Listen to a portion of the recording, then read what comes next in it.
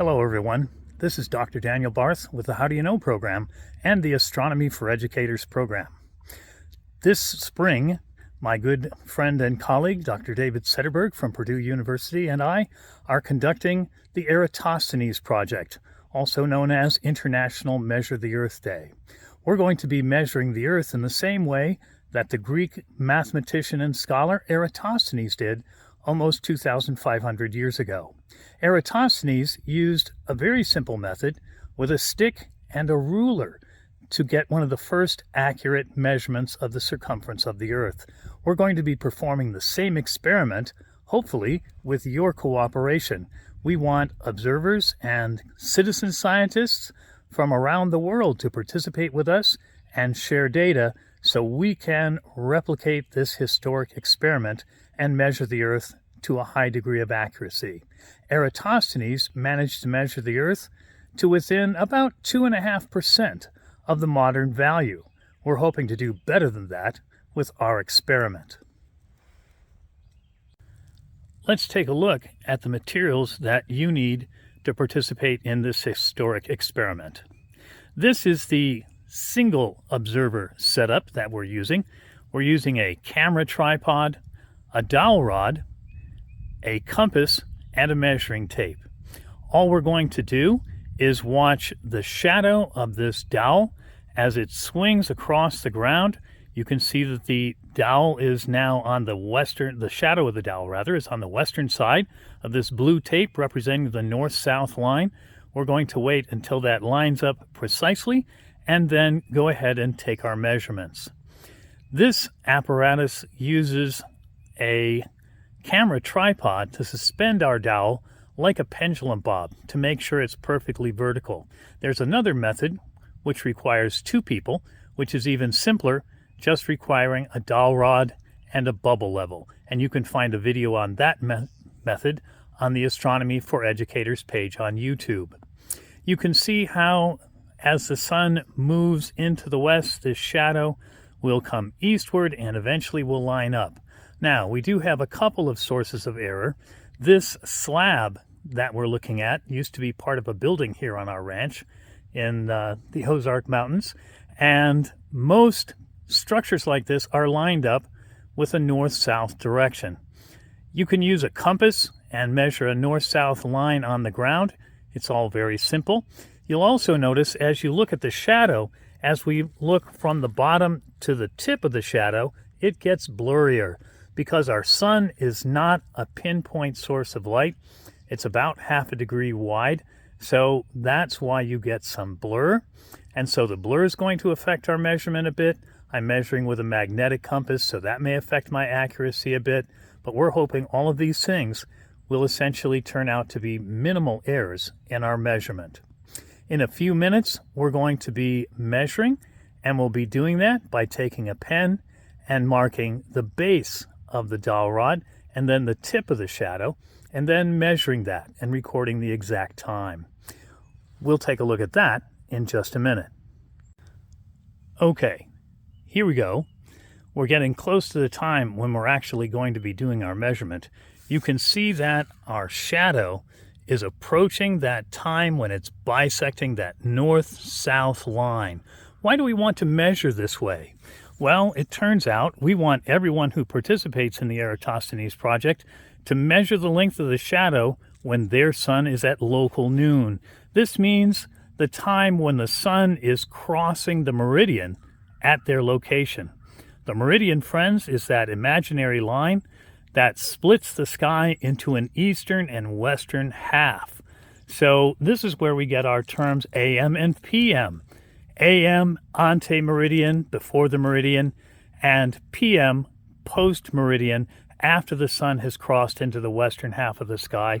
And so what we're looking at here is we want everyone to measure along that north-south line when their shadow is directly north-south.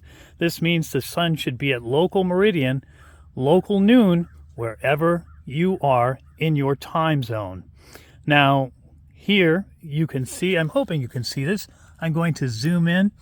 We've gone ahead and marked. We've had marked the shadow at 12:29, 12:33, 12:36, and 12:39. Why do we do this? We did this today because we wanted you to see that even if you're off by a minute or two or a degree or two with your north-south line, it's only going to change the length of the shadow by millimeters, which is not going to change very much at all. And as we're chatting here, we're seeing that the shadow is getting closer to the middle of our strip. As I look farther down the strip, I can get a better idea of when it's exactly aligned north-south. We're not quite there yet. So obviously, we're not watching the effects of the sun moving across the sky. If we want to be really correct, we're looking at the effect of the Earth spinning. Of course, our Earth spins from the west to the east. That's why we see the sun appear to rise in the east and set in the west. So we're watching our shadow move across here. It's getting to be just about time. It looks like we've split the difference now. We're going to go ahead, we're going to go ahead and mark to the best of our ability that shadow. We're going to check the time here. Let's look at my watch. And I have 12:43 p.m. right now. 12:43 p.m. And we're marking that on the tape. And this is all we need to do. The only data we're going to need from you is the length of your rod, precisely in centimeters, the length of your shadow, again, precisely in centimeters, and then your GPS location to at least 1/10 of a degree accuracy. And you can find that with any smartphone. Ask your phone for your GPS location and it will give it to you. Time marches on. As you can see, the shadow is moved past the meridian and the sun is proceeding into the west. So we're going to go ahead and collect this data, and then in a few minutes we'll show you how the angle works out and what our accuracy looks like. All right, we're back. Let's take a look at some of the results that we got from our Eratosthenes project experiment. I didn't video that because we got rather busy actually observing and measuring the angle, but let's take a look at what we got.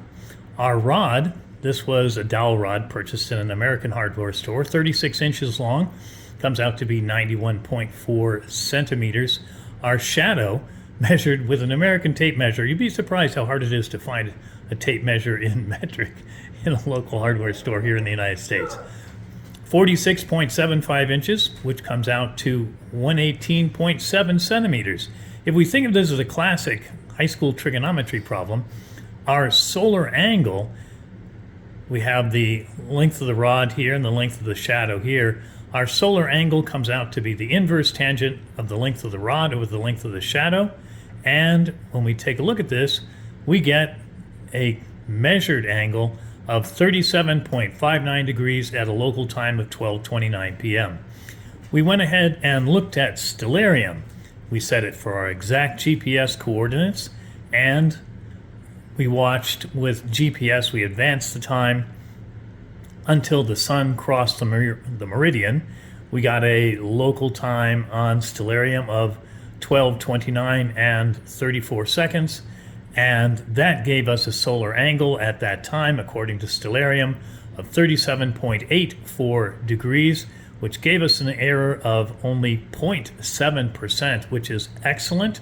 And this bodes very well for our International Measure the Earth Day project. It gives us proof that this methodology, using our tripod to suspend a rod as a pendulum bob to get a true vertical and then measuring the shadow when it crosses the north-south line, we had an error of less than 1%, which means that our project should go ahead and give us an excellent result.